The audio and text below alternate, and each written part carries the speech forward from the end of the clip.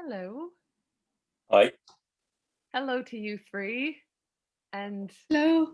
hello to everybody who is watching us live on Facebook Live this evening or watching us back at another time on Facebook or YouTube.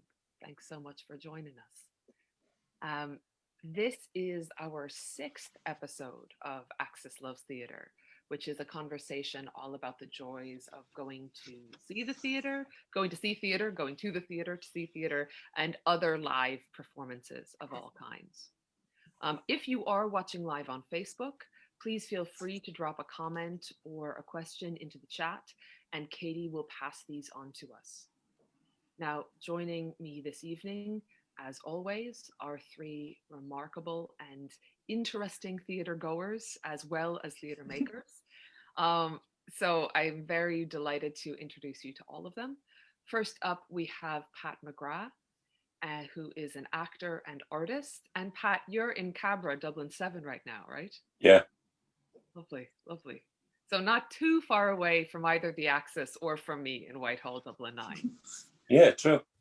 So we will be in the minority, or I suppose 50% is not exactly the minority, but there's half who is relatively local, and the other half of our esteemed guests this evening are not local very much at all. We've got Megan Riordan, who is a performer and maker, and you are normally based in Dublin, and actually not too far from Cabra the last time you were. Mhm, Last time you had a place here, mhm. you are currently riding out the pandemic in New York City, right? That's right. Sugar Hill, to be exact, home of the eponymous gang. Well, we are hoping that you can get back here and get back home very soon. But it is exciting to have New York City beaming in this evening. And we also have Weronika Maria Kuśmider, who is coming to us from Warsaw, Poland. And Weronika, you are a theater director and an artist coach, right? This is correct. Lovely. And now, Weronika, you work in three different languages, right? Yes, I'm like working in Polish, which is my like maternal language, and English and French, which is the language of love, of course. but yes, this is actually the language I'm like speaking the most of the day, every day. Okay, is French. Yes. Okay, okay, brilliant, Wow. brilliant. And actually, I mean, come to think of it, Pat, you work in two languages, or maybe you work in more. Well, no, I work mainly in English, but I have done a little bit in the Irish language as well. Yeah. Yeah, and most Yeah. recently on Alison Martin's new play. Yeah. Yeah, yeah, Yeah. fantastic. Megan, I think you and I mainly work in English, but we do a damn good job of it. Because we're American. well, Monolinguists. you know, I start by talking about these disparate locations that we've got this evening, and working in different languages, navigating different languages, because Pat, you brought up a really interesting broader theme when you emailed me about some of the shows that were on your mind for this evening, and you talked about seeing a production by a Polish company at the Discourse Festival. Yeah. But you can't remember what it's I called. can't. I have the program somewhere for the festival. The Discourse Festival. I don't know if it's still going. It was in Gießen, in Germany, outside Frankfurt, and I went there in 1988. And thankfully, there were no Irish pubs there. Oh, actually, there was one Irish pub, because one of the other we were doing Wojciech, and it was my first time doing a festival. It was my first time being abroad doing theatre, and I just wanted to see stuff, loads of different stuff. But there was another actor in the group who purposefully made us late to see something, and then said to the taxi driver, take us somewhere interesting, and was overjoyed when he brought us to an Irish pub. We were like one day in Germany, and then we were in an Irish pub. I was like, if I wanted this, I would have stayed at home. But I did get to see this show. I think it was by a group from the Catholic University of Warsaw, maybe. But it was all tableau. There was no language in it, actually, so it didn't really matter. It was all tableau and music, and it was in just a black space in a theater, not a theater, in a factory, an empty factory, and lights would come up on different tableau and then go down and up somewhere else, and it was fantastic, you know. Yeah. It was because you didn't get to see stuff like that here then, you know. Yeah. Very interesting. Yeah. Yeah. And that is really the beauty of doing that kind of travel, isn't it? Where you are subsumed in another context theatrically. Yeah, and I think it influences people who go and see it. Yeah. You know, and even when you see it here in different theatre festivals and stuff. I mean, I've been lucky to go to different theatre festivals. I went to Edinburgh, and then just, you know, the deal when you're in the Fringe in Edinburgh is if there's a spare seat and you're a performer, you get to see stuff. So I used to just run around Edinburgh to different shows, like, and queue up and, you know, see as much as I could. And the same, we actually went to Poland in '95 with the Passion Machine to do Budlia, and to Torun, to that festival, and the same, you know, going around seeing anything from, like, I think it was a Polish production of The Good Soldier Schweik, and then going from that to see Siberian throat singers performing in the cathedral. Wow. Beautiful. Yeah. And you know, Megan and Weronika, I know that both of you have, you know, Megan, I know you've toured extensively.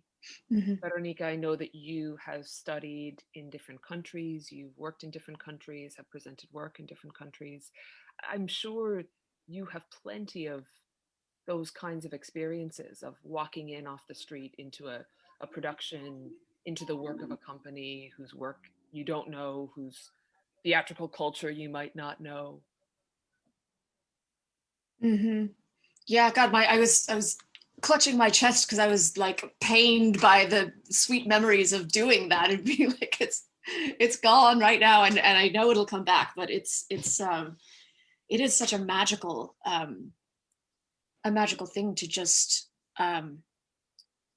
be reminded. I remember very clearly the first time this wasn't necessarily part of a festival. I was just backpacking around on my own when I was, I don't know, 22, 23 or something, and going to Prague and just going to the National Theatre and just seeing whatever was there. And it felt like I'd been to London loads of times. I'd already studied abroad in Dublin by that point. I knew, obviously, you know, that New York was not the center of the universe, which was a shock the first time I encountered that. But then that was actually like another layer to go like, oh my God, there is so much out there. You know, it's so basic to say now, but just that the way that your mind just gets opened to how much of a fabric it you know, it's a tapestry that is woven in every society, and there are so many shows going on anywhere, and you can just wander in and have something that you couldn't even have imagined yourself. And particularly festivals are particularly brilliant for that, because you are seeing people who are really, you know, pushing the limits of style and form and narrative or post-narrative or any of that. And I love that, you know, we do get some of those experiences as well, because I was thinking when we started thinking about, you know, either experiences abroad or foreign language productions, really thinking that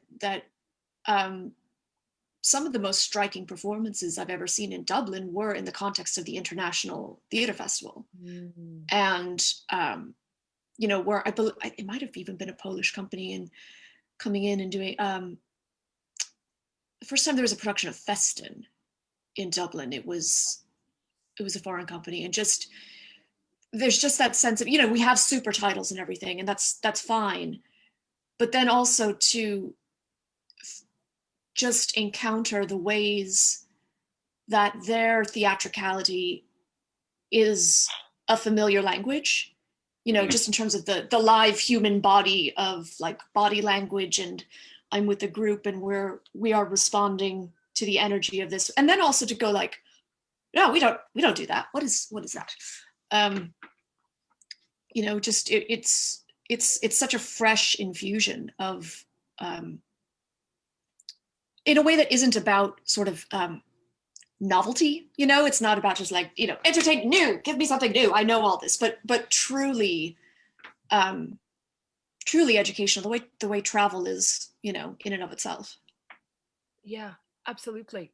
And the way that I find language, when you learn a different language or even just encounter one, and this might sound so elementary to say, but you realize that this language has a relationship with sounds that is either completely different, certain sounds are completely different from your language's relationship to sounds, or it just has sounds that are completely different. And that's just, and it does change. It shifts something about how you understand the way your brain works, the way your mouth works, the way humans work. Yeah, absolutely. When I heard that Weronika was working in 3 different languages, maybe not all at the same time, it made me wonder. Aoife and I have discussed this a lot in our own work together, the sense of how a language shapes how you think. And one thing that I've always been fascinated about with Irish, which I have not begun to learn properly, but really feel called to, is just the way that it is structured so differently, and how that changes how you experience time, relationships, space, etc. So I wondered about that, Weronika, if you're finding working in a language different than your native tongue, or particularly French, like, is there something about that you feel is illuminating or challenging in a certain way? Not just because it's a different language, but because of what you're learning about how the language helps you experience life differently. There is some particular thing that I find very inspiring in working with translations, that being able to speak more than one language, it allows to it allows working with more like text material in the theater context.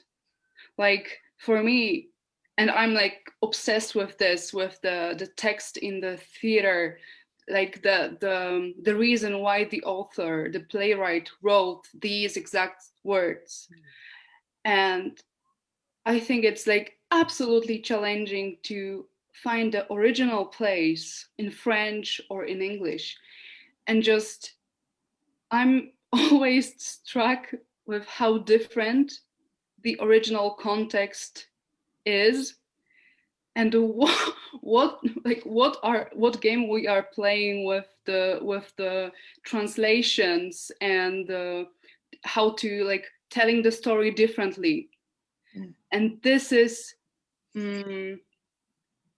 at the same time it's wonderful, and at the same time it's just a nightmare, because like which translation should you use, or should I perform Shakespeare only in English? I have no idea. In Poland we have like at least seven translations of Shakespeare. Like almost every decade we have a new translation of Shakespeare's work. So and then we compare, because sometimes we prefer the translation that is a little bit older, because it means many things to us, and the modern translations are just maybe too modern, too like, Yeah. it's weird. It's just weird. This for me, as always a foreign artist, like in the United States, in Paris, in Dublin, in London, I will be always a foreign artist. So for me, I'm like I'm like obliged to work with like many languages, many texts, and just comparing them. And you know, it's fun. It's fun, she says with worried eyebrows. I love it. That occurred to me when you said about how Shakespeare, how there's so many translations. The question that popped in my head is how, you know, to what extent does the Polish translation want to mimic the effect of it being older language, or something that's a little bit, you know, just elevated, versus, you know, a version of Romeo and Juliet when they're on cell phones or something, you know? This it's a whole world this is I think it's like never-ending questions, like because the question I asked myself today was like, what am I working with as a director? Like, what kind of like ultimate goal I have in my work? Like, what kind of theater I'm translating to my audience? And I don't know, like, because you have so many options every time. Every time you pick a play, it's like so many options. Should you care about like the Shakespeare-ness of the Shakespeare, or like not at all, or like you know, Shakespeare is a very concrete example of this, because it's, you know, it's been ages, but it's, for me, it's still, I like a couple of years ago I directed a play, an Irish play, St. Nicholas by Conor McPherson. And it was a very special production because I was directing my own father in it, who's an actor. And it was a challenge. But what I want to say with this is the first day of rehearsals, I put the English script, and I was like, this is wrong. This is told like we were trying to find the original ways of thinking of this character in the original script, how the story was told a little bit like differently in terms of the structure of the language. And so my dad, who doesn't really speak English, he was like very interested in learning, okay, so how do they do it? Like how do they tell the story? Also, this is a very challenging play because it's like just one man talking, so it's a beauty in itself. But oh yes, this is my father. And this is the play. And this is the play. Wow. And it's just it's very demanding. Like, working in theater is always working with a language, and I love it about the theater, that it kind of lets us broaden the experience. That it's not only the, you know, the expression and the energy of the body, but it's also the expression of the rhythm of the this emotional side of the text. And yeah. We had an interesting experience when we were in Poland in that we were doing a play called Budlia, which has about 26 people and 26 actors in it, and like I don't know how many hundred characters, but we did it in English, but there was a simultaneous translation being made. So we actually worked, it was being translated into Polish and also into Russian. This was in 1995, I think. But the Polish translator spent 2 days with us going through the play and trying to get the right kind of idiom, you know, because it was set in Dublin, working class Dublin, to translate that idiom. And the Russian translator didn't bother. He just, like, every couple of lines, he go, well, this is happening now. Or they said this, or they said that. But the Polish guy, and it was a strange thing to do if you've ever done it or seen it, because you say the line and then it gets translated. And if there's a laugh, the laugh is kind of a delayed reaction. So you have to kind of learn to slow your performance down a little bit to let the audience catch up with you. Yeah. I had that experience in Seoul doing Once, because it was just translated into super titles, and it was a real period of adjustment for us, because we had just come off of it was the first year that it was done, and that Olympia run was just like flying high. I mean, it had been so well received, and it was so jammers, and it was just such a beautiful thing to be a part of. And then we went to this completely different cultural context where the energy of the audience, like how they comport themselves in terms of what is considered appropriate theater behavior, is very different. It's much more reserved. Yeah. And so we were sort of like, I mean, we had just done this thing, and they were like, what are we doing wrong? Like, why does nobody like our play? And they loved it. They loved it. They are mad for musical theater in South Korea. They'd already had a Korean language production of Once. So they love it so much, they brought another production over. But it was just a confluence of the super titles and the cultural difference. And we also had the experience where there's a character who is gay, and he has kind of two big moments. One is when he sings his own song that's not very good, and the other is when he reveals that he's gay.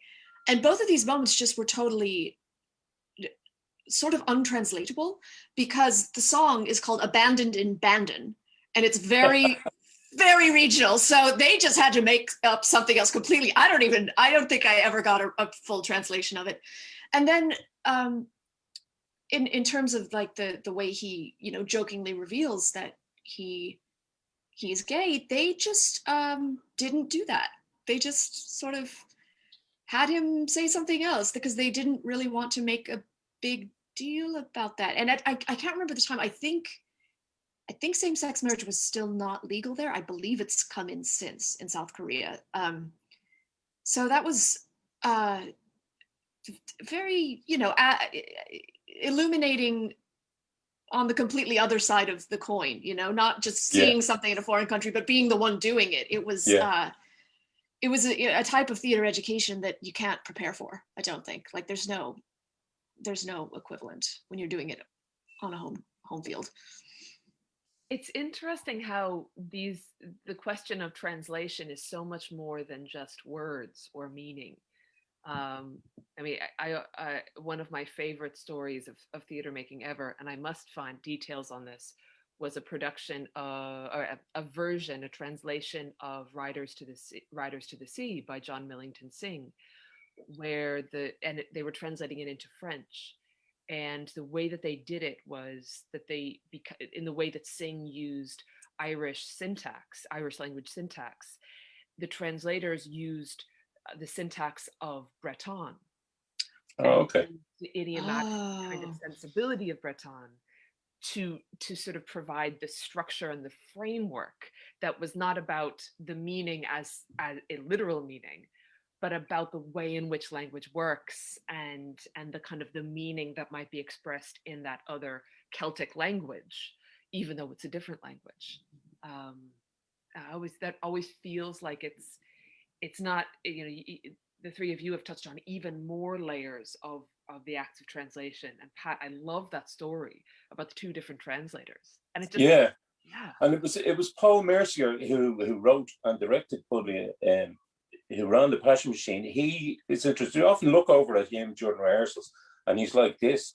And it's not that he's not looking at you, but he's listening to the rhythm of the play. And it was that he worked with the Polish translator to get. He was more interested. He said, like, you have to get the rhythm of what you're saying to the audience right, rather than just the literal meaning of what's happening. Mm. Now, Pat, I wonder whether we might actually stay on Paul Mercier and look at what could be called another kind of active translation, which is the production of Dermot and Grania that you were in. And I'll just say, I only found one image and it's really pixelated, but it captures the spirit so much that I'm going to throw it up as you're speaking at the top. Yeah.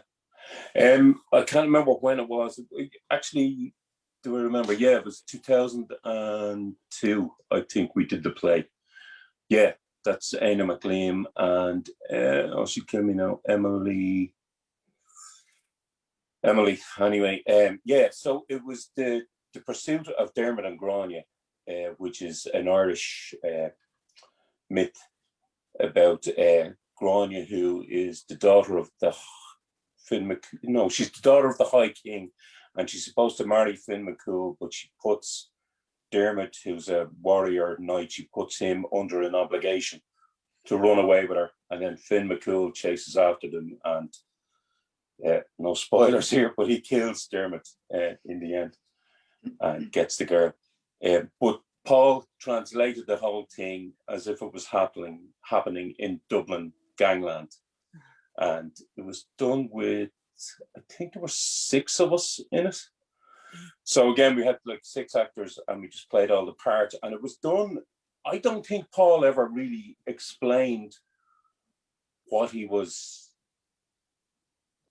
had in his head to us on purpose. He left a bit of mystery of it, but it was all done like on this. We never left the stage. And we just we had like masks and things. And when we were in a car, we sat on seats and somebody held a lamp to represent they would have a lamp in their hand and move it to represent the passing traffic on the road. And it was all kind of choreographed. Paul wanted he wanted all those things to be seen. He was like, no, we're not going to have an actual car. We're just going to do this. And it's fine that the people see it. You're actors on the stage doing this. We're not going to try and pretend that you're not. And for me, he later made a film of it, and which I wasn't in, and I don't think it worked as well because it was, it was literal. They had cars and they had guns, and they had different actors playing each part, but that's grand for film. But for me, it didn't work, and I'm not saying that because I wasn't in the film. Yeah, no, that reminds me of I did a workshop with Collapsing Horse a good few summers ago, and they had brought in a show. I can't remember the name. It was an English company with the French name. Les Enfants Terribles, and they did this beautiful 3-hander that just did not do verisimilitude, because it was like for the moon, they opened up a lace umbrella, and for the sound of gunshots, like a character had been in the trenches in World War I and he's having a flashback, and for the sounds of gunshots, they bounced like mop handles on the floor, and it was kind of a horror story, and someone gets like nailed and like trapped in a wall and they're scratching. And so for the sound of the fingernails breaking, they snapped pasta. And it was so much more real than trying to make it real. Yeah. There's something about if you have to work for it a little bit, it's more real than somebody trying to convince, like playing a tape of gunshots. It's some sort of magic thing where your own engagement with, like the theatrical becomes more real. Yeah, and it was way. fascinating. Like I always say, it was my favorite play to do because you went on stage and like 90 or 100 minutes later, you came off, having been on all the time, and it was fascinating as well because Paul used to stand in the wings watching it every night, you know, and he'd have notes. On the last night of the play, as we came off, he was giving us notes. And Paul, the play is over. We're not doing it again. But I had to run into the wings and grab something, a mask, and run back on. And I ran into the wings one night, and Paul was there, and I didn't know he was going to be there. And bang, smacked him. He went flying into the wall, like, and I just had to grab what I had to grab and turn around and continue, like. But yeah, that's kind of magic. That's kind of the rhythm of the thing. You just go on and you do it, and of course there's little things that there's give and take every night between the actors as well, which the audience don't know about, but feels like magic to you when you're on stage. Mm-hmm. It's funny because some of what's coming up reminds me a lot of one of the shows that you mentioned, Megan, which I think is pronounced, it's Germinal. I don't think it's Germinal. I always said it Germinal because I'm an American. It's a French company French artists who are behind it, right? Okay, so Germinal will have our nice neutral soft pronunciation. So from what I read up and looking at the images, it sounds like the premise of the show is that they start with nothing and you watch them build the world in front of you for the duration of the show. Yes.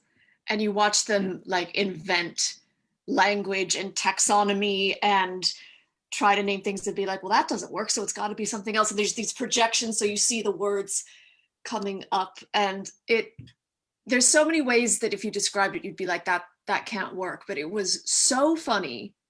It was so funny and so smart without being inaccessible. There's some of it there. Yeah, it was just gas. I mean, I wish I could see it again. I think I only saw it once because, you know, theater festival and limited runs and limited tickets and everything. I would happily go back in time and watch this over and over again. The one I really remember, this one moment. There it is. Does that say catharsis? Maybe not. Oh no. Way. Okay, no, see, I wanted to say catharsis because that's on my brain. They had a concept of puck,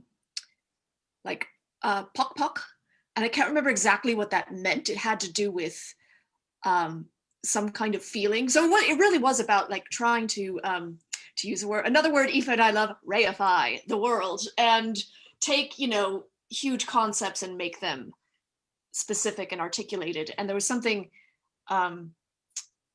they talked about puck, and then they were like, well, it was like a puck in the heart.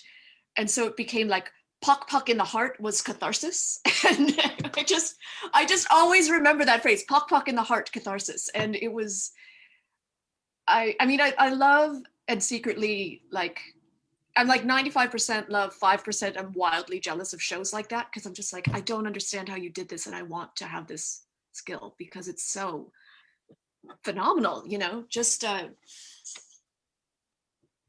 just so delightful, that one.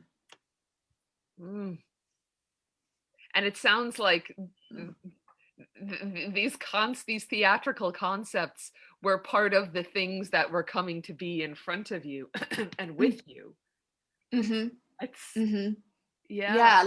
it was very self-aware, and I'm about to use some words that I think we might instinctively go, oh God, no.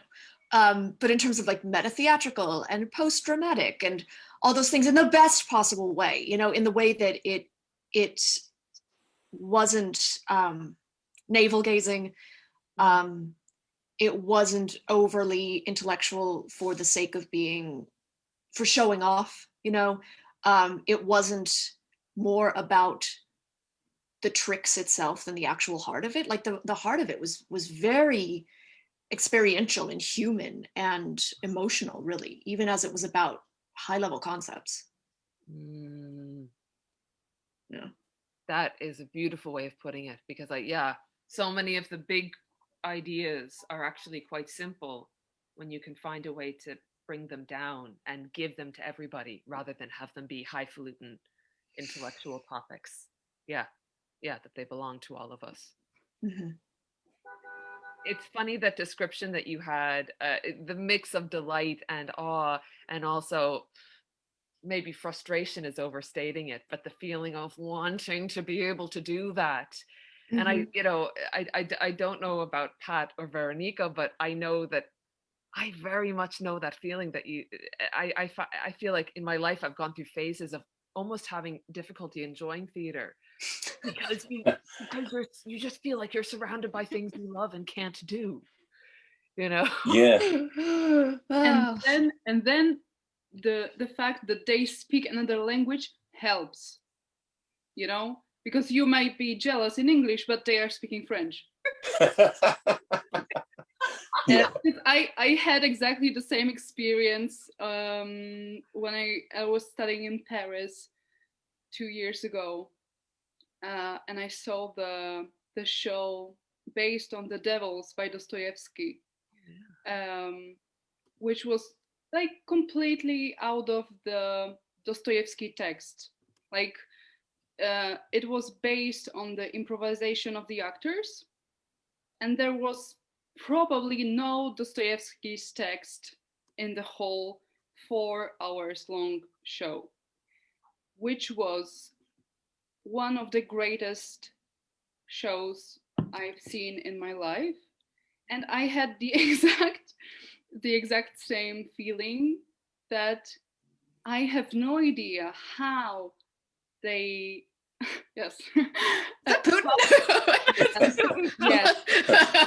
I have no idea how they come with the idea of staging it like this, but it was so, I use your word, Megan, because it was very right to say it. It was so smart, and it was so thoughtful, and it was so playful at the same time. And probably for that one moment, I had so much fun in actually seeing all the theater tools I would like to use as a director.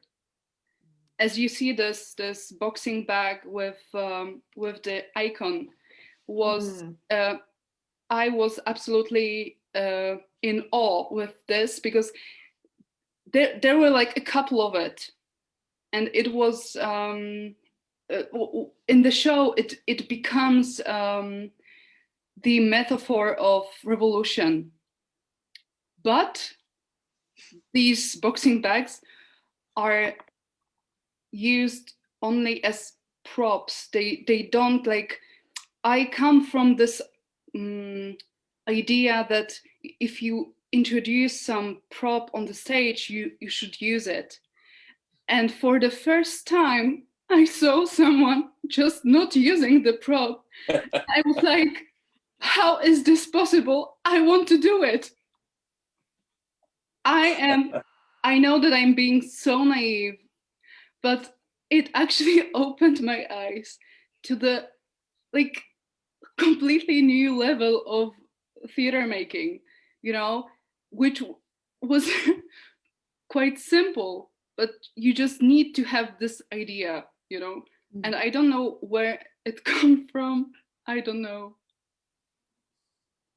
And can I ask you, is there a point when you were watching that, and if you know the Devils, and you're looking and you're going, this is not the Devils, what's going on here? Is there a point that there must be a point where you go, it doesn't matter.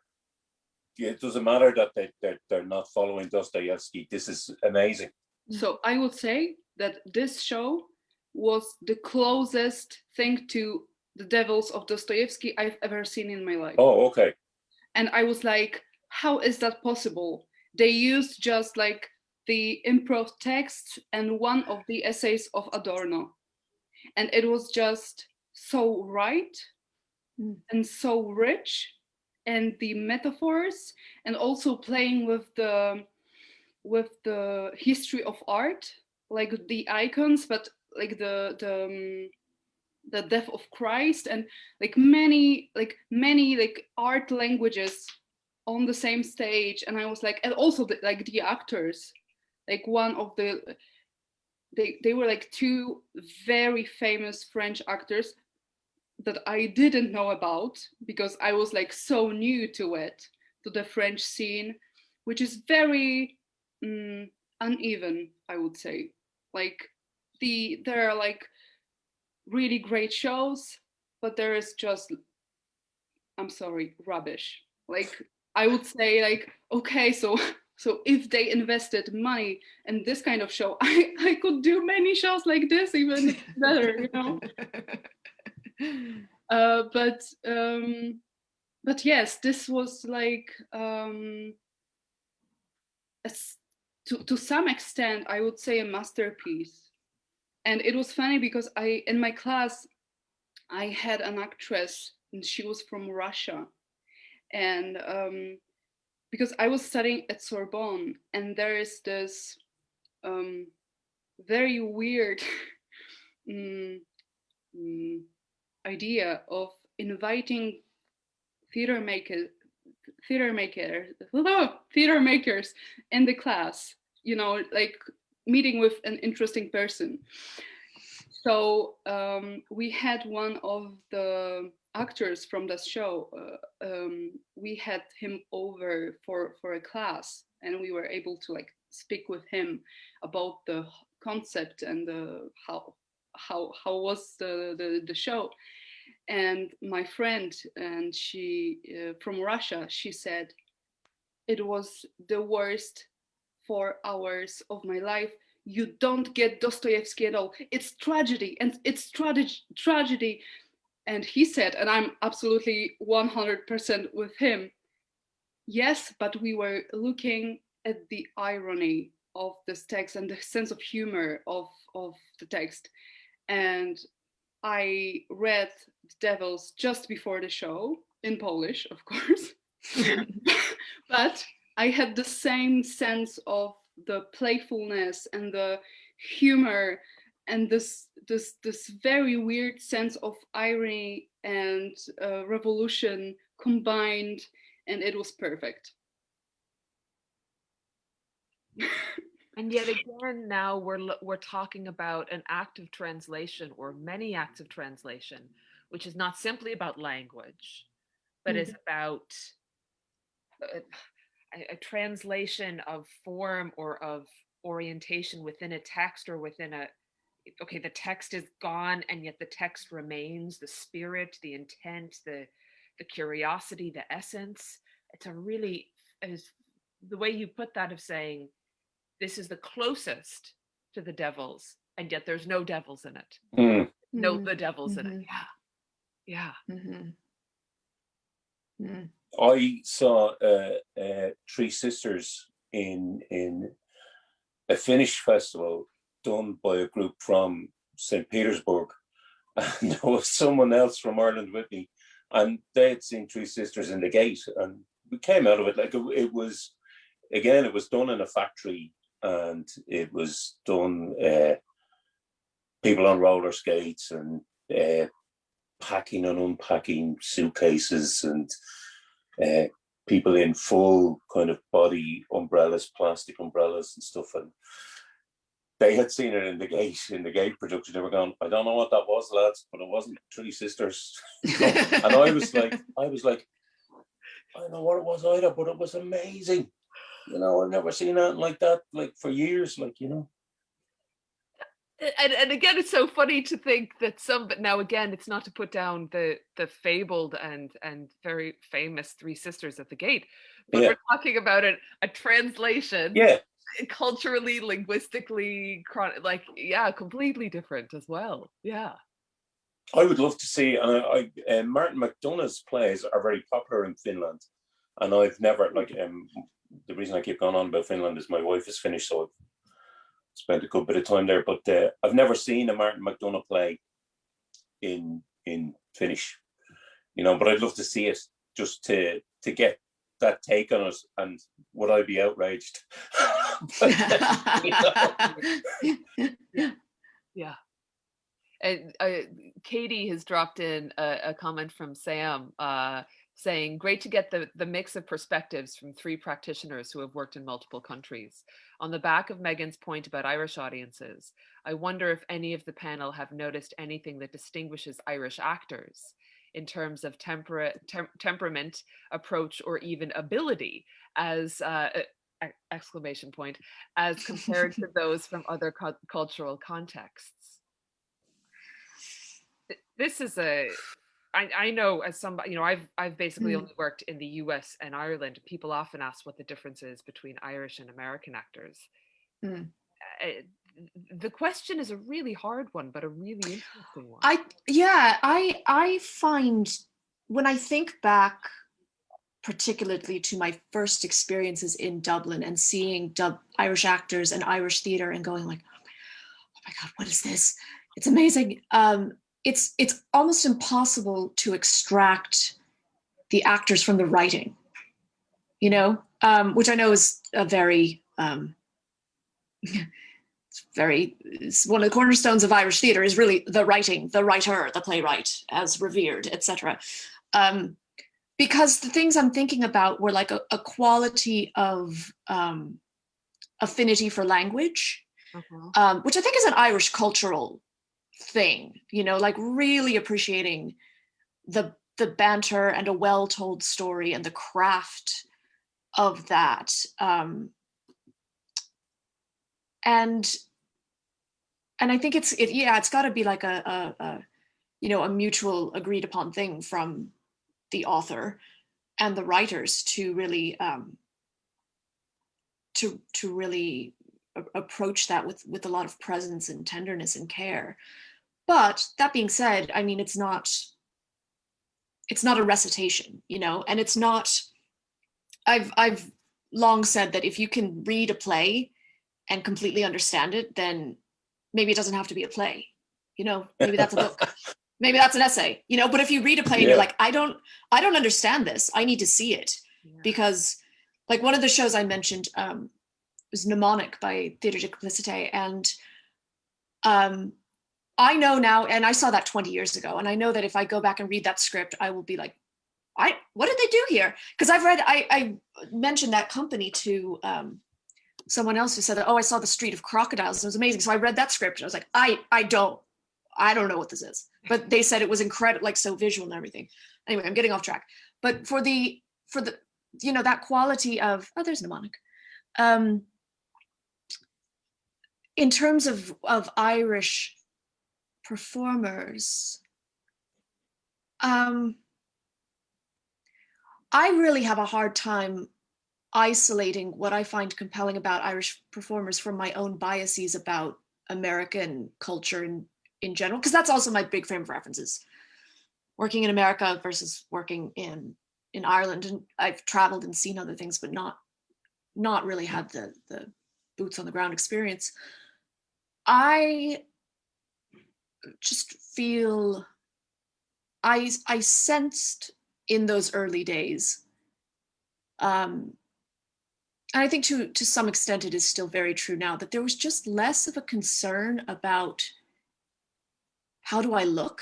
Like, am I doing the appearance of a thing? And like really drilling down into much more of a sense of authenticity. But again, that's just how I see Irish culture versus American culture in general. So how do you feel, Megan, if you see an Irish company doing an American play, like, I don't know, Streetcar or something like that? Honestly, rage that I haven't been asked to audition.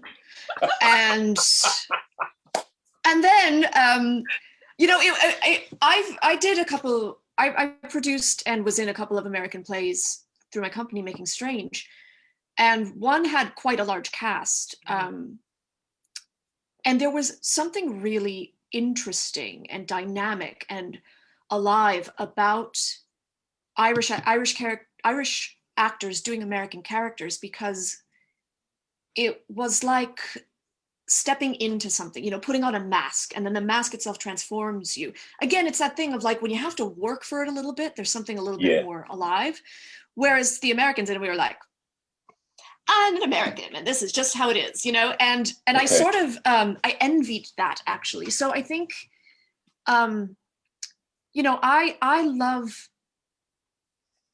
love seeing anything that I think is resonant with the current moment. If it's like, this is why we're doing this. I have noticed in the last, oh God, when did we do Judas? 2009. It felt like there was more of an appetite to do American plays and to be aware of, oh, this is what's happening. This is the conversation in America. Let's bring it over here and see what does, kind of chime with the moment. And I have not seen a lot of that in Ireland that's just been the trend. I think some of it has to do with cast sizes. I think a lot of it has to do with policy decisions by funding bodies, which I've kind of been told from, not directly from the inside, but from people who would know a little bit more than I do. But in general, I think it's a good shout, because there is the only phrase coming to mind is special relationship, even though that's supposed to be between the US and the UK. But I think there is a special cultural relationship between America and Ireland for so many reasons. Yeah. And people growing up in Ireland have so much more access to American culture as woven in through media, etc., than Americans do for Irish culture. I frankly probably prefer Irish companies doing American plays than American companies doing Irish plays sometimes, because the accents are very challenging for Americans who don't, we've got a feedback loop where we don't hear good Irish accents, so we don't do good Irish accents, so people don't hear good Irish accents, and it's just Lucky Charms, Leprechauns all the way down. So I would be very curious actually right now to think about, and I just have, to be honest, I haven't thought about it in years, to be like, what of like the American plays that have been buzzy either in New York or the regional circuit would be meaningful in Ireland right now. And to be honest, I don't really know, because I know a lot of stuff that is happening in the American moment is very much about unpacking privilege and the history of oppression, and bringing a lot of racial inequalities and violence and everything into light. And while I'm certain Irish audiences would appreciate any well-made play, I'm not sure it would be as personally meaningful. Not to say it wouldn't be meaningful and important work, but yeah, I don't know how to phrase it any better than that, and I'm sure that I can if I think about it. It would be, the question I think would be, why are we seeing, like, I think it would be more relevant and useful and humane and hopeful and progressive to see plays about the racial experience in Ireland. Yeah. If someone wants to look at what that of questions of discrimination and oppression.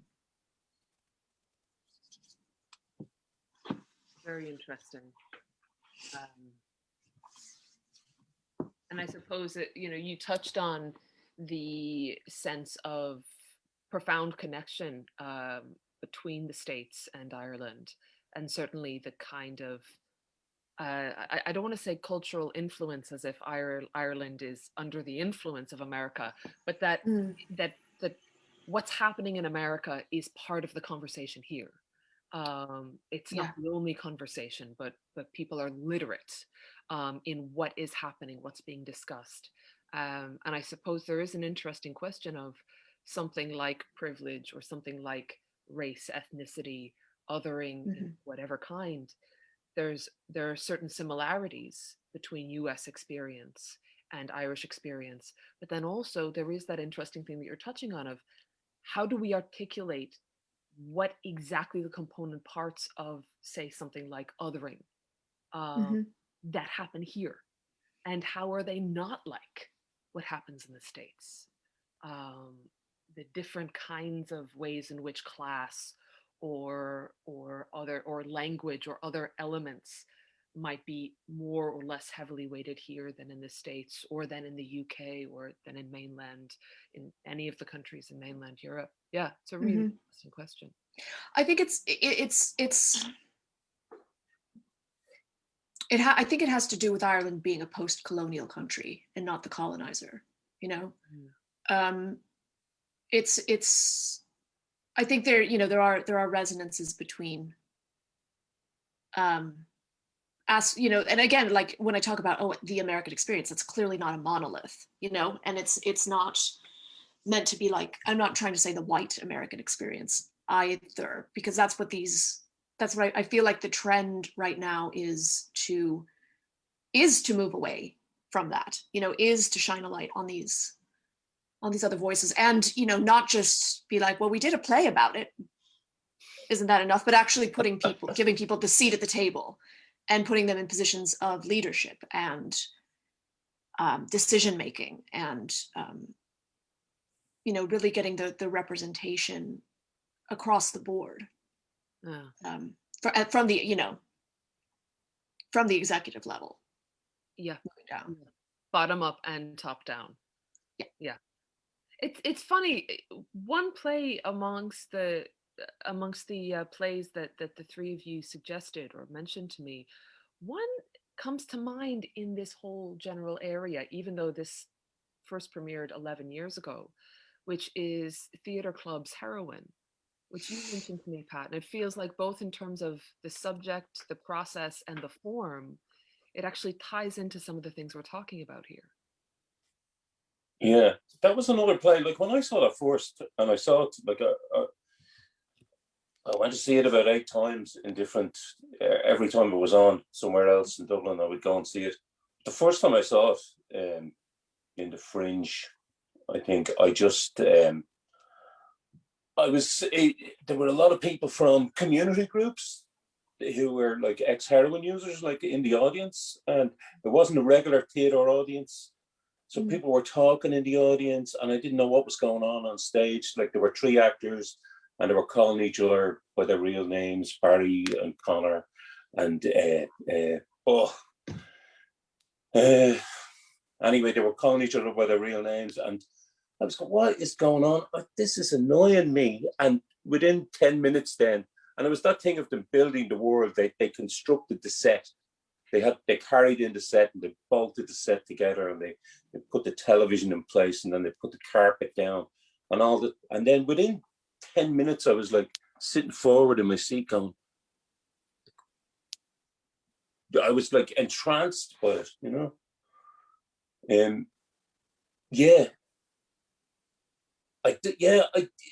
It's a great play, I think, and it was like a profound experience to see it every time I saw it. But it's, I think the heroin scene is as bad now as it was then, as it was like 20 years beforehand in the 80s. So it's illustrative, but I don't know what comes out of that, you know, other than an education for the people who are seeing it. Well, it's interesting because you just touched on audience, which is something we haven't talked a huge amount this evening, and certainly not just between countries, but within a country, between communities in the same larger city area. The audiences can be so different, and the rules, as you touch on, for what audiences are supposed to do. I mean, we think about what you were talking about in South Korea, and then we have a very different contrast with what you're describing, Pat, with people in the audience talking and yeah, sorry, go ahead. Yeah. No, it becomes part of it. Like, I mean, I saw Weronika Kuśmider's play, I think it was called The Good Mother. And I saw that in the project. And then I saw it the next night in Axis. And it was 2 totally different audiences. You know, the audience in the project was a theatre audience. And the audience in it, like the play was brilliant. Yeah. But it was brilliant in the Axis. It just kind of exploded. And again, there were people making remarks from the audience, and it was fine, you know. The actors were well able for it, you know. It was just it came alive. I mean, that happens sometimes in a general run-of-the-mill play. Some nights they find their audience. I remember talking to someone. Oh yeah, no, it was a play. I was in a Pat McGrath play one time, and we played the Hawkswell in Sligo, and we played it, I think, 3 nights, and the first 2 nights were amazing. It was like that. The audience were in stitches. It was great. And then the third night, it was kind of, you know, it was all right, and the place was packed, and I was like, what was going on? And it was a conference of dentists. They just, I don't know if dentists don't enjoy theatre, but they had all been sent to the theatre to see this play, and they enjoyed it, but you know, they didn't get it. Well, but a similar, I think it was on the same tour we were doing. I can't remember the theatre. Oh, the Ballard Theatre up in Donegal, and I think it was Deirdre Kinahan. I'm not sure. She brought a crowd of people that she was working with, and again, they were a community group, and there was a lot of country western music in the play, and they started to sing along. And in the interval, one of the actors going, "Fuck's sake, this is driving me crazy. They're singing along. I think we should have to get someone to talk to them." I was like, why? Like, let them sing. If they want to sing, let them sing, you know. And that's something that's so interesting, when there's an aspect of the piece that the audience feels ownership of, whether it's a song they know, whether it's I remember working on Owen Colfer's play Holy Mary, which was about 2 little girls in the 1980s in Dublin making their first Holy Communion. So basically the entire audience, this was their experience, or many of these people. They might not have been these 2 little girls, but there were so many component parts of the experience they were seeing that was absolutely theirs.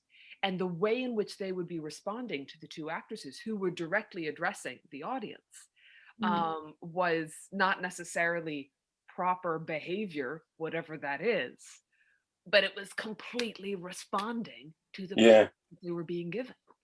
Well, it was funny when the first time I saw Heroin, there's a part in it where they list names of people who died from overdoses, and 2 guys beside me in the audience were commenting on them. They were going, "Oh yeah, I remember him." You know, like, to me, it's just a list of names, and they died of heroin overdoses, but these guys knew them, you know. So to see that, like, to be in the audience, I think it's always so interesting as a performer or maker when and I've certainly felt this as a performer on stage, where I'm like, you can't do that, like, no, this is very important work, and I, you know, but like, why not, like, what is this, you know? And then I go to Korea and I'm like, no, do more. It's like, I am not the arbiter of what proper audience behavior is. And I think sometimes when we did Donegal at the Abbey, like, the audience would sing along with the songs they knew, and we were just a bit like, what? But also, like, why not? Like, life is short, find your joy, you know? You are connecting with it. That's great. What that also made me think of, Pat, when you were talking about, you know, the audience is commenting and whatever, was the first and so far only time I have been to a panto, because I did not grow up with that, not American in the slightest. And just to go into this space where that is the rule, you know, that is the expectation, is this total conversation. And like, it was fast. I mean, I found it fascinating for lots of other reasons that I could write like a thesis on, but yeah, that sense of, you know, the groundlings were very chatty, and we, you know, Shakespeare, but no, like, everyone is, it's just, I think it's just interesting to kind of remember, like, why not, you know, like, why not it's like going to see children's theatre sometimes. I saw Louis Lovett. I brought my daughter to see Louis Lovett doing The Girl Who Forgot to Sing Badly in the Ark. And he comes on at the start and he tells a little bit of the story. And then he says, he tells the end of the story. He says, well, that's it. Now, what he's waiting for, go on, go home. This play is over now. Like, and that's just 2 minutes in. And the kids in the audience just naturally go, no, you have to do, this couldn't be it. Like, and there's a kind of give and take that, you know, you don't see a lot of in adult theatre. You know, like when in Heroin, Barry O'Connor, he gets the audience to stand up and then he sings Our on the Veen, like the national anthem. And people are going, and he's going, come on, you sing. You're not singing, you know, and there's a kind of a groundswell of emotion in the audience. Like, and at the same time, there's a resistance. Like, people don't like audience participation in adult shows, you know, they sit at the back. But we weren't, you know, you don't know this going into Heroin and you don't know he's going to do this. So there's a resistance, but like everyone just collectively kind of, and it brings the audience in and together in the same way that Louis Lovett did. He was like, no, go on home now, it's finished now. And then the play builds and builds and builds, you know. I would like to call attention to the two cats who joined the conversation. I don't have a cat. I'm sick at I have one cat sitting aloof 2 feet away from me, but he won't come. Yeah, Pink is very non-aloof with she'll sit here long enough on any Zoom conversation. She's like, that's far too much attention being paid to something that is not me. So Weronika, I'm curious. We're talking a lot about audiences primarily in Ireland. What, and I know there's no monolithic audience, but what are some of the general sensibilities of being in an audience in Poland? And have you noticed any differences in other places you've seen theater? Well, I would say that I like to I like to divide the audience into 2 separate groups. One of the group is the audience, and the second group is the festival audience, which is mostly composed from the critics and fellow actors, fellow creators, which is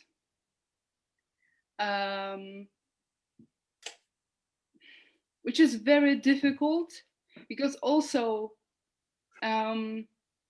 I think that some of us keep it in mind that what is the target of the show? Like, is this show a regular show, like for the audience, like in the you know, we have in Poland, theater is very rich because everyone is going to find something that suits them.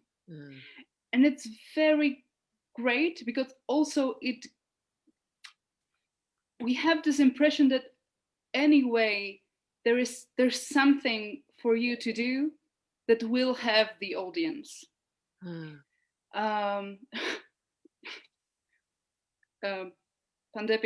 Pandemic COVID-19, I don't know, but anyway, so I think the major problem is that some of the shows are pre-targeted with the festival audience, I think, but also in terms of reaction, like in the room. I come from the artistic family, so we are quite, bold and brave in the expressing our thoughts, and if we laugh, we laugh. And sometimes it's just us, me and my father, and you hear it, only 2 people laughing. But I think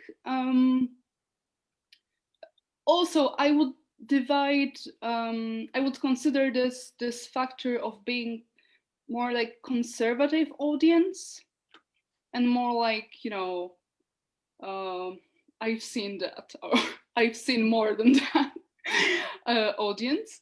But I think it's also the question, like, which theater you're going to the most. Like, you kind of, you can say which theater, for example, in Warsaw, has this reputation of like theater for old people, very conservative, very classical, but in terms of like what was good for them for the for the last like 40 years. They like it, they want to see it. Yeah. It's not like, it's not something bad in terms of like, it's not a good theater. It's a good theater, of course, but it's just the other perspective. Yes, I would say that this is, we can see like a variety of plays, you know, very socially engaged, very classical with the National Theatre, very, you know, like some sort of experiments, which is mostly pre-targeted with the festival audience, I think. We have a promising VR scene with the shows, with the, you know, VR experience, which is tough, as you know. But yes, I think the game is on still. Yeah. And would you say that, is it a more broad, I know you're just talking about these two different kinds of audiences, which is, it's very interesting and it makes a lot of sense. But in general, is it just more common for different kinds of people to go to the theater as a normal thing? Say, you know, compared to your experiences in the US or Ireland or the UK or France? I think in France, people go to theater as a part of their normal life. Like, they have this, I don't know if this is a question of education, but this is just like a cultural need that you are like, you know, this is what you practice on a daily basis. Interesting. I think this is this because like the year I spent in Paris was like, I would never go to theater as much as I would back then. You know, during 1 year, I've seen like 35 shows, I think, every week, because we were obliged to. And it was good because it kind of showed me the richness, the variety of the French theater, which is also very, you know, festival oriented sometimes, and sometimes it's absolutely not. And here I think the audience follows this like certain aesthetics.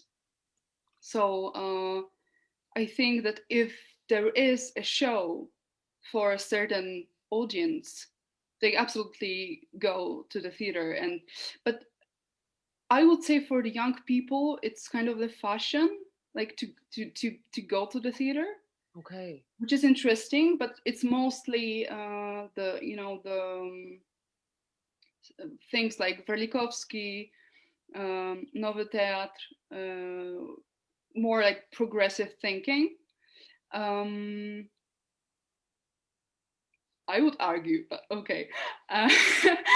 But I think we're okay. But at the same time, and especially right now, we see that people are just sick of watching online performances. That we can't go on like this. And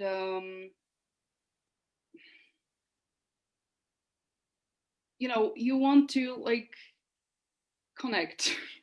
Yeah. And this is and also it shows that going to the theater is not about watching a play, it's about going to the theater. Yeah. Can I ask, Weronika, do they in Poland, do the theaters run right through the summer? Because I know in Finland next week in normal times the theaters close in May, June, July, and open up again in August, and they have outdoor summer theater during that time. So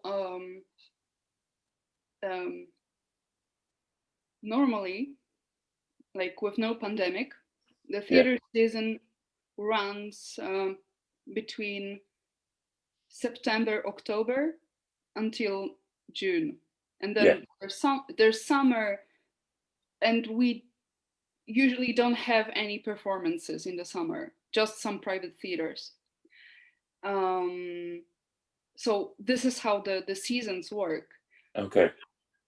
Yes, but like in general now, like the theaters are closed due to pandemic, and like every couple of weeks we just wait for the decision if it opens or if we close, and it's quite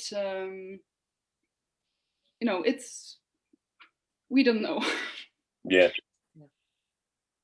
I was amazed, like in the town that my wife was living when I went to Finland first. There is a municipal theatre which has a rep company which is always on. There's 2 or 3 different plays in rep on for most of the year until between September and May. And then there's an independent company in the same town of about 120,000 people, which is also always on. And the rep company will be doing like traditional Finnish plays or really popular Ray Cooney farces from England, proper English bedroom farces. They would do that like for the year, and then they have a small space. But the other company is like doing modern plays which are being devised and written now, and there's an audience for both of them, in that town to keep them going in normal times. Wow. It's just it's so funny how you can look at different theater cultures and there can be things that seem utterly mundane and obvious to one society, and to another society you go, that's unbelievable. I can't imagine that. Yeah.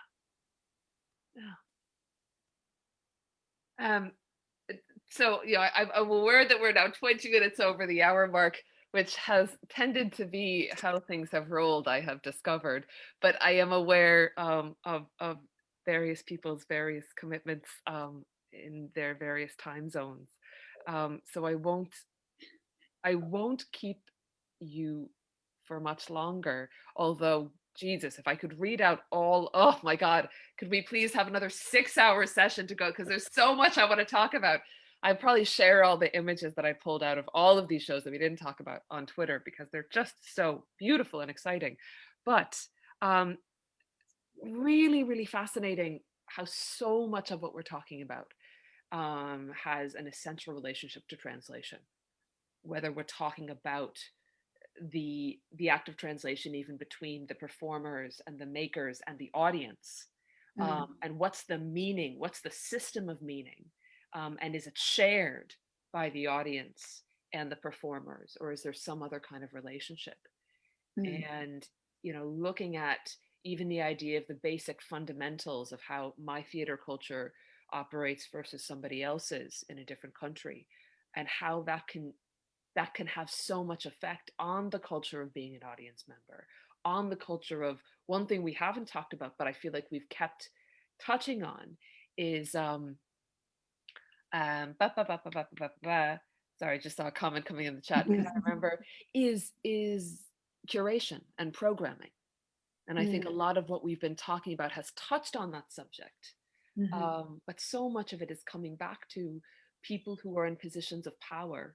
And I don't mean that in a dark way, but simply people who have the job of making choices about what's being put on and what's getting money. What are the processes of those choices? And what are the kinds of questions that are going on about the audience, about society, about who's making work and what they're dying to make, what they need to make. Mm-hmm. Um, so many questions uh, around. Sorry, I keep looking in the chat. I'm gonna just close the chat. Just being like my thoughts. But I think, it's making me think as well of the question of like who gets to yeah, translate certain experiences, you know, yeah. like who and what is that conversation, and it's got to be kind of fresh and new every time. I've been thinking about what I said earlier in terms of American work being done in Ireland, and I'm thinking, well, what if it was an American company bringing some work over as opposed to maybe an Irish company doing something? And I'm like, oh, that feels good. And I'm like, okay, well, why though? You know? Yeah. And I think it does have to do with something. I think very, very frequently about the company, the team, and their work and how well it has resonated outside of America. Yeah, I remember seeing them in the first. I moved over to Galway in 2006. In 2007 Galway Arts Festival, I remember them bringing a show over, Yeah. and it was hugely resonant and successful. Yeah. So we're kind of back to it's. I don't know what the thesis statement uniting or the synthesis uniting the prior the first notion we dropped in of travel and international, and then the translation of I always this quote from my senior year in high school government class is on my mind a lot lately, which was basically like day one of the class. It was the study of who governs and by what means, and I feel like we're examining that in theater now. You know, who translates these experiences and by what means. Yeah, and I think that's what you were talking about with the power, you know, like that's what I mean, like who gets to say, you know, and not in a privileged way, but who are we, who do we implicitly believe is like authorized to tell a story, and is that habit, is that just a decision of like, this is familiar to me so they get to say it, or are we trying to, you know, to what extent are we successfully shaking that up and bringing new voices in? Yeah. And these are all very broad questions. I mean, it's that could be another hour and a half conversation, obviously, to start. It makes me think also about a Martin Luther King quote, which I believe I'm not paraphrasing too badly, where he says, budgets are moral documents. And I think you could transpose that into an idea of a program, of a season of performance, of theater offerings. Those decisions say something about what matters to us. Well, it's true. Like people say, like, oh, you know, political theater, but in a sense, like all theater is political, depending on who's deciding what to show you. Yeah. You know, what they bring in, it's all political. You know, whether it's like a Ray Cooney farce or, you know, the actors have been very good. Like they brought in, like, I saw 3 shows there in the last couple of years, 2 from America. One was No Child Left Behind, about an African American school teacher, and one was from South Africa.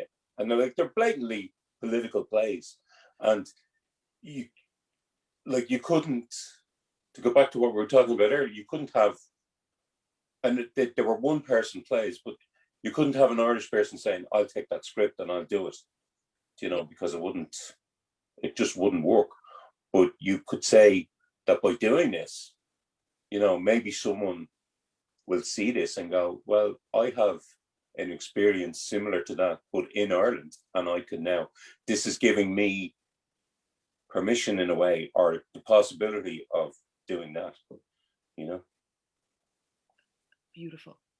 And so much of the intent of either individuals traveling to see work or people like Paul Fahey or Willie White or anyone who runs a festival, part of their intent is to, in programming, is to foster encounters, right? Mm.